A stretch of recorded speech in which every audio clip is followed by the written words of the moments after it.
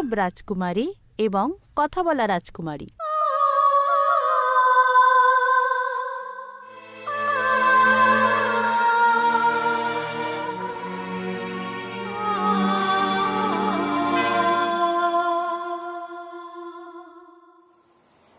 অনেক অনেক আগের কথা, পাহাড় প্রাচীর ঘেরা এবং অন্তহীন বনে ঢাকা এক রাজ্যে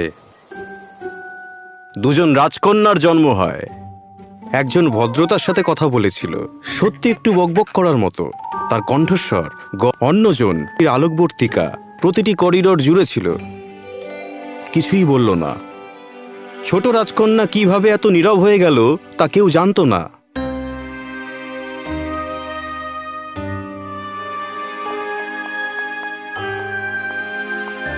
মুকুট ছাড়া রানী আমাদের সাথে ঘুরে বেড়াচ্ছে। হ্যাঁ, তার কণ্ঠস্বর তরবারির চেয়েও বেশি ওজন বহন করে। হ্যাঁ না, এত সিরিয়াস হওয়ার দরকার নেই। কেউ তোমাকে দেখছে না, ফ্যালনের ছাড়া কেউ দেখছে না তোমায়। তাছাড়া এত বড় ড্রেস পরে আমি নিজেই হোঁচট খাচ্ছি, কিন্তু তবুও যাচ্ছি। যাই হোক, তোমার কি মনে হয় আমার ল্যাভেন্ডার জাতীয় কিছু পরা উচিত ছিল? তোমার মনে হতে পারে পোশাকের ব্যাপারে এটা ওটা কি। তার উদ্দেশ্য ভালো ছিল। হান্নার পরিবার তার অবস্থা নিয়ে এতটাই চিন্তিত ছিল যে তারা আশা করেনি যে সে কোনো অনুষ্ঠানে কেন্দ্রবিন্দুতে আসবে।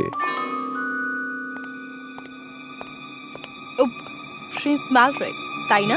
আমি শুনেছিলাম আপনি দেশের পূর্ব দিক থেকে এখানে চলে এসেছেন। আপনার সফর কেমন ছিল? পাহাড় কেমন লাগে আপনার? আরিয়া পিয়া পিয়া পিয়া পিয়া পিয়া পিয়া। হান্নার মধ্যে এমন কিছু ছিল যা কেউ জানত না। হান্না কথা বলতে পারত না, কিন্তু সে এমন কিছু শুনতে পেত যা অন্য কেউ শুনতে পেত না। এই জায়গা আমাদের বাড়ন্ত শরীরের জন্য অনেকটাই ছোট। প্রকৃতি। নীরব রাজকুমারী শুধুমাত্র কম্পনই অনুভব করতে পারত না, বরং প্রকৃতির ভাষাও বুঝতে পারত। কি সুন্দর এই মাছগুলো! গাছ, নদী কখনোই একজন নীরব পথচারীকে লক্ষ্য করেনি। আসলে হান্নার মতো একজন পথচারী তাদের কাছে আরো স্বাভাবিক ছিল, এবং হান্না এমন জিনিস শুনে তার শান্তি খুঁজে পেয়েছিল যা সে কখনোই ব্যাখ্যা করতে পারেনি। কিন্তু সাম্প্রতিক অতীতে হান্না সাহায্যের জন্য একটি অস্বস্তিকর দীর্ঘশ্বাস শুনছিল।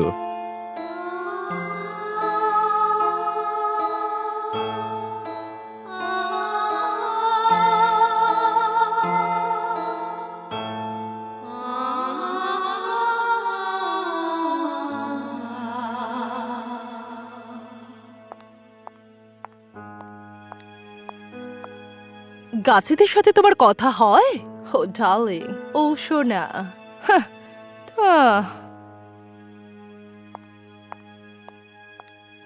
তুমি তো বিরক্ত। বেচারা ছোট্ট জিনিস, তার কোনো বন্ধু নেই বলেই সে নিজেকে তৈরি করেছে। কিছুক্ষণ হাঁটার পর সে শুনতে পেল তারা জ্বলে, তারা মোচড় দেয়, তারা মিথ্যা ফিসফিস করে। ওরা জ্বলে, ওরা মরে, ওরা চুপি চুপি কথা বলে। হান্না ভয় পেত। সে সবসময় বনকে তার বাড়ি মনে করত, কিন্তু বনের যে অংশে পা কখনো তার স্পর্শ করেনি সেখানে যাওয়ার সাথে সাথে তার অস্থিরতা অনুভব করতে পারত। আর এটা ছিল কথা বলা গাছ। সত্যি কি এটা হতে পারে? হান্না মনে মনে ভাবল। কিন্তু রুটপিকার তো কেবল একটা মিথ। আমি রয়্যাল লাইব্রেরিতে এই বিষয়ে পড়েছি। রাজ্যের রক্ষক, কালো যুগের সাক্ষী। বাহ! হান্না বিশাল গাছের ছাল স্পর্শ করে অবাক হয়ে গেল। গাছটি জ্বলে উঠল। গর্ব, লোভ আর ভয়, এসব কিছু লুকোনো আছে প্রাসাদের মধ্যে। হান্না যখন হাত সরিয়ে নিল তখন তার হাতের তালুতে একটি হালকা লণ্ঠনের আকৃতি দেখা গেল, যার আলো ঝিকিমিকি করছিল। এই প্রদীপের আলো জ্বলতে থাকুক। শিখা। ভেবেছিল হান্না, এটা কি জাদু? ওহ, এটা জাদু ছিল। প্রাসাদে ফিরে হান্না উন্মুক্তভাবে তাদের সবাইকে সতর্ক করার চেষ্টা করল, কিন্তু তারা লণ্ঠনটি দেখতে পেল না। এটা কি শুধু আমার কাছেই দেখা যাচ্ছে? ও না, এই স্যুপটা আবার নিয়ে আসা হয়েছে। আমি বলেছিলাম মাশরুম যেন না দেওয়া হয়। ঠিক বলেছি, এটা জঘন্য। হ্যাঁ, সবচেয়ে খারাপ মুহূর্তে। শব্দ না শুনে তো কেউ আর চিৎকার করতে পারে না, তাই না? আমি একটা স্কুল খুলবো ওর মতো ছেলে মেয়েদের জন্য। ওহো আমার সোনা। তারা শোনেনি, তারা কখনো শোনেনি। হেরে গিয়ে হান্না গাছের কাছে ফিরে এলো। তার মনে বিভ্রান্তি। এটা দেখে গাছটি তাকে যেন বুঝতে পেরেছে। কাঁপতে কাঁপতে 3টি পাতা ঝরে পড়ে। হান্না যখন তাদের তুলে নেওয়ার জন্য তাদের প্রতিটি পাতা স্পর্শ করল, তখন তাদের রং বদলে গেল, লাল, নীল এবং হলুদ। লুকিয়ে থাকা আগুনের মধ্যে পাপ থাকে। এই সব পাপকে মুক্ত করতে হবে। যখনই এই পাতায় মিথ্যের প্রতিচ্ছবি দেখবে, তা পুড়িয়ে ফেলবে। গর্ব, লোভ আর ভয়, নীরব পাপগুলো প্রাসাদের মধ্যে লুকিয়ে থাকে। হান্না পাতাগুলো ধরে রাখল, আলতো করে কিন্তু নীরব দৃঢ়তার সাথে। পরের দিন প্রথম পাপ, অহংকার খুঁজতে খুঁজতে হান্না প্রতারণার হৃদয়ে প্রবেশ করলেন, রয়্যাল কাউন্সিল চেম্বারে। তিনি সেখানে সবচেয়ে জাঁকজমকপূর্ণ দাবি শুনতে পেলেন, কিন্তু তার হাতের তালুতে থাকা লণ্ঠনটি জ্বলে উঠল না। তারপর তিনি স্যার ল্যান্সলটকে শুনতে পেলেন, আমরা ট্রান্সভার্সকে আক্রমণ করি এবং যারা আমাদের বিরোধিতা করে তাদের জন্য এটি স্থাপন করি। স্যার ল্যান্সলট, উনি শান্তির কথা নিয়ে এসেছেন। উনি কিভাবে আক্রমণ করবেন? হান্নার হাতের তালুতে ব্যথা হচ্ছিল। লণ্ঠনটি ছিল। তিনি 3টি পাতা বের করলেন এবং লালটি প্রায় স্যার ল্যান্সলটের দিকে এগিয়ে দিল। এটি উজ্জ্বল হয়ে উঠল এবং তার প্রতিচ্ছবি দেখালো। ঠিক তখনই অদ্ভুত কিছু ঘটে গেল। স্যার ল্যান্সলট সত্য কথা বলতে শুরু করলেন। শান্তি পরাজিতদের জন্য এটি আমার শ্রেষ্ঠত্ব দেখানোর একটা সুযোগ। তুমি কি মনে করো আমি এটা ছেড়ে দেব কারণ তুমি শান্তি চাও? আপনার রাজত্বে? এই কারণেই কি তুমি আগে এত যুদ্ধের জন্য চাপ দিয়েছিলে? শুধুমাত্র তোমার শ্রেষ্ঠত্ব প্রমাণ করার জন্য এত কিছু হারিয়ে গেল? আমার গর্বকে খুশি করার জন্য আমরা এই রাজ্যকে আর কোনো যুদ্ধে নিয়ে যাচ্ছি না।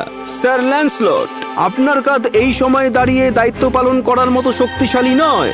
আমরা সর্বসম্মতিক্রমে আপনাকে ভোট দিই না। কি না মানে আমি জানি না কেন আমি এই কথাটা বলেছিলাম, কিন্তু হান্না জানতো লণ্ঠনের ঝিকিমিকি আলোকগুলির মধ্যে একটি শান্ত হয়ে যাওয়ার সাথে সাথে সে হাসল এবং লাল পাতা জ্বলে উঠল। যুদ্ধক্ষেত্রে আর অহংকার রাজত্ব করবে না। আমার লোকেরা ইতিমধ্যে ক্ষুধার্ত এবং এখানে আমার কাছে একজন দুর্বৃত্ত নেতা আমাদেরকে যুদ্ধক্ষেত্রে নিয়ে যাচ্ছেন বিনা কারণে। ক্ষুধার্ত এই কথা শুনে হান্নার হাতের তালু জ্বলতে শুরু করলো। কাছাকাছি কি আর কোনো পাপ থাকতে পারে? অপেক্ষা করুন, সেই সুগন্ধ কোথা থেকে আসছে? হান্না গন্ধের পিছনে পিছনে গেল। হান্না একটা পুরনো অ্যাম্ফি থিয়েটারে পৌঁছে গেল। একটা বন্ধ কাঠামো, প্রায় ভেঙে পড়ার উপক্রম। এই জায়গাটা কেমন করে একটা ভোজের মতো গন্ধ পায় সে ভাবল।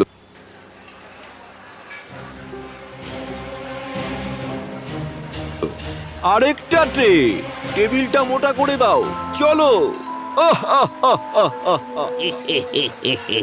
আচ্ছা, রাজকীয় রাঁধুনিদের এখন তাদের খাবারের সাথে আরো রাজকীয় হওয়া দরকার। হান্না খুবই হতবাক হয়ে গেল। এটা একটা ভোজের মতো ছিল। রাজকীয় রাঁধুনিরা জনসাধারণের জন্য রেশন থেকে চুরি করছিল এবং সম্ভ্রান্তদের খাওয়াচ্ছিল।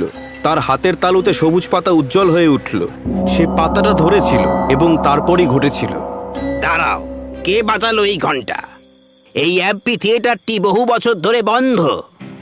হঠাৎ করে দেয়াল ভেঙে পড়ে এবং অ্যাম্পি থিয়েটারটি রাজন্যবর্গের সাথে রাস্তায় টেলিপোর্ট করা হয়। কি? এরা পিকনিক করছে? আমরা এখানে না খেয়ে আছি। এটা জাদুবিদ্যা? ও, আপনার এবং স্যার ল্যান্সলটের মতো রাজন্যবর্গ এবং নেতাদের চেয়ে আমি জাদু গ্রহণ করব? কাউন্সিলের প্রধানকে ডাকুন। এবং ডমিনো প্রভাব এখান থেকেই থেমে থাকেনি, কারণ কাউন্সিলের প্রধান ছিলেন রানী স্বয়ং নিজেই। তুমি জানো না তুমি না থাকার সময় এখানে কি কি হয়েছে? এই সমস্ত মানুষেরা সারা প্রাসাদে ঘুরে বেরিয়েছে, আর এইরকমই এক রাতে সব ফাঁস হয়ে গেছে। হে ভগবান, স্যার ল্যান্সলট থাকা সত্ত্বেও এই সমস্ত কিছু হয়েছে। আমি আতঙ্কিত। তুমি এসবের ব্যাপারে কিছু জানতে? আমি মানে পুরো বিষয়টা ঠিক করে হলে সবটা বলো। এবং এটি ছিল শেষ পাপ। ভয়ে ছায়ায় লুকিয়েছিল না, এটি রয়্যাল কাউন্সিল চেম্বারে বাস করত, যেখানে সত্য নীরবতার নিচে দম বন্ধ হয়ে যেত। মহারানী, আপনি সমালোচনাকে হালকাভাবে নিতে পারেন না। স্যার ল্যান্সলট এটা খুব ভালো করে জানেন, আর এটা প্রয়োগ করেই উনি আপনার প্রিয় পাত্র হয়েছেন। আমাদের আগে সচিব, যিনি সত্যি বলার জন্য তার পথ খুইয়েছেন। আপনি এটা কি করেছেন? আমি জানি না আমি এরকম কেন বললাম। মহারানী, আমি ভুল করেছি। তোমার সাহসিকতার জন্য অনেক ধন্যবাদ মহারাজ। আমি এদেরকে নিয়ে অনেকটাই ভীত। অনেক সময় আমার অহংকার আমাকে সঠিক সিদ্ধান্ত নিতে দিচ্ছে না। হান্না তখন বুঝতে পেরেছিলেন, অবশ্যই রানীর মেজাজ কঠিন ছিল, কিন্তু কাউন্সিলদের তাদের পদ হারানোর ভয়ে তাদের কাজ করা থেকে বিরত থেকে আরও বড় পাপ করছিল। কারণ এটি যে ব্যক্তি তাদের কর্তব্য পালন করতে অস্বীকার করে, সে অত্যাচারীর চেয়েও বড় পাপী। এবং ডোমিনোদের পতনের সাথে সাথে একের পর এক পাপগুলো, অহংকার, লোভ এবং ভয়, এই তিনটি পাপ কেবল প্রাসাদের স্তম্ভগুলিকেই ধীরে ধীরে ফাঁকা করে দিচ্ছিল না, বরং রাজ্যের অগ্রগতিও আটকে রেখেছিল। তারা সবাই রুটপিকারের চারপাশে জড়ো হয়ে গেল। কেউ জানতো না কি আশা করা উচিত, কিন্তু তারপর সত্যি কথা বললে সবকিছু বজায় থাকে, আর তখন নীরবতা কেউ শোনা যায়। দাঁড়াও, আমি কি কিছু শুনতে পেলাম? নিঃশব্দ রাজকুমারী এবার আমাদের মাধ্যমে কথা বলবে। নৈশব্দের মধ্যে থেকেও সে তার কথা রাখতে পেরেছে। একবারের জন্য টেরেসা কিছুই বললেন না, আর সেই নীরবতার মধ্যে অবশেষে তিনি তার বোনের কথা শুনতে পেলেন। আর ঠিক এমনই ছিল, প্রাসাদটি আসল নেতা খুঁজে পেয়েছিল একজন রাজকুমারীর মাধ্যমে, যিনি কথা বলতে পারতেন না। রাজকুমারী তেরেসা, রাজা, রানী সকলেই আনন্দের সাথে তাদের নতুন আধ্যাত্মিক নেতার কাছে মাথা নত করলেন। কিন্তু হান্না মুকুটটি নিতে চাইছিলেন না। রাজকন্যা টেরেসা তার বোনের মাথায় মুকুটটি তুলে দেন এবং উৎসাহ দেন রাজসভাকে পরিচালনা করার জন্য। আমার রাজত্বে তোমার কণ্ঠ দিয়ে রাজকার্য হবে। এটি কেবল নীরবতা ছিল না যা রাজ্যকে বাঁচিয়েছিল বা যেটি শাসিত, কিন্তু তাদের মধ্যে সম্প্রীতি। তারা একসাথে প্রমাণ করেছে শক্তি উভয়ের মধ্যে নিহিত।